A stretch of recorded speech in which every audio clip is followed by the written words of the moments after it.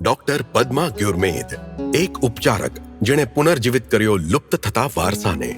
હિમાલયના મૌનમાં 2500 વર્ષ જૂની ઉપચાર પરંપરા લુપ્ત થઈ રહી હતી. સોવા રિગ્પા, નાડી તપાસી, બીમારી સમજવી, દુર્લભ જડીબુટ્ટીથી સારવાર કરવી. ડોક્ટર પદ્મા ગ્યુરમેદનું માનવું હતું કે કેટલીક પરંપરાઓનું જતન અનિવાર્ય છે. સોવા રિગ્પાના સંરક્ષણની તેમની યાત્રા ખૂબ જ નાની ઉંમરે શરૂ થઈ હતી. તેઓ કાયમ તેમના પિતાને દવા બનાવતા અને લોકોની સારવાર કરતા જોતા હતા.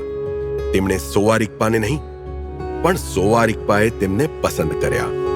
શરૂઆતમાં તેઓ આ શીખવા નહોતા માંગતા, પણ તેમના પિતાએ તેમને સમજાવ્યા. ડોક્ટર પદ્મા ગ્યુરમેદે પોતાનું જીવન આ ચિકિત્સા પદ્ધતિને સમર્પિત કરી દીધું. તેમણે સોવા રિગ્પા પર ઘણા પુસ્તકો પણ લખ્યા, પણ પરંપરાનું જતન સહેલું નથી હોતું. શરૂઆતમાં આ પરંપરાને ફરી ઊભી કરવાનું ઘણું મુશ્કેલ હતું. આ ભારતનો વારસો છે એમ આપણા જ લોકોને સમજાવવું ખૂબ જ નિરાશાજનક હતું. વિદ્યાર્થીઓ માટે સોવા રિગ્પા છેલ્લો વિકલ્પ હતો. અમારી પરંપરા મરી રહી હતી. પણ તેમણે હાર ન માની.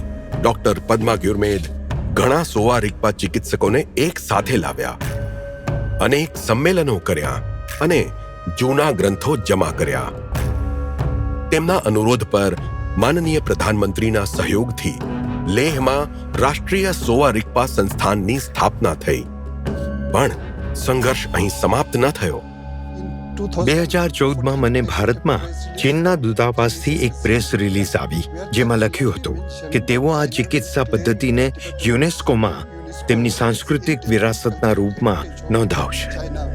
ડોક્ટર ગ્યુરમેદે બધા સંબંધિત દસ્તાવેજો ભેગા કર્યા, ફાઇલ બનાવી અને સંપૂર્ણ તૈયારી સાથે આગળ વધ્યા.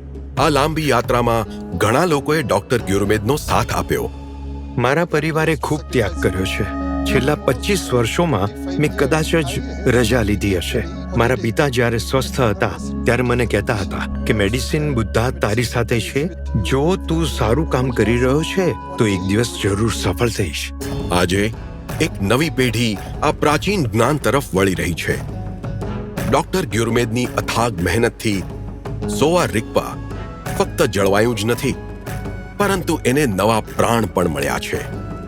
એક ઉપચારકના પુત્રથી સોવા રિગ્પાના સંરક્ષક સુધીની આ યાત્રા ખરેખર પ્રેરણાદાયક છે. ડોક્ટર પદ્મા ગ્યુરમેદ, પદ્મશ્રી 2026. કોટી કોટી નમસ્કાર.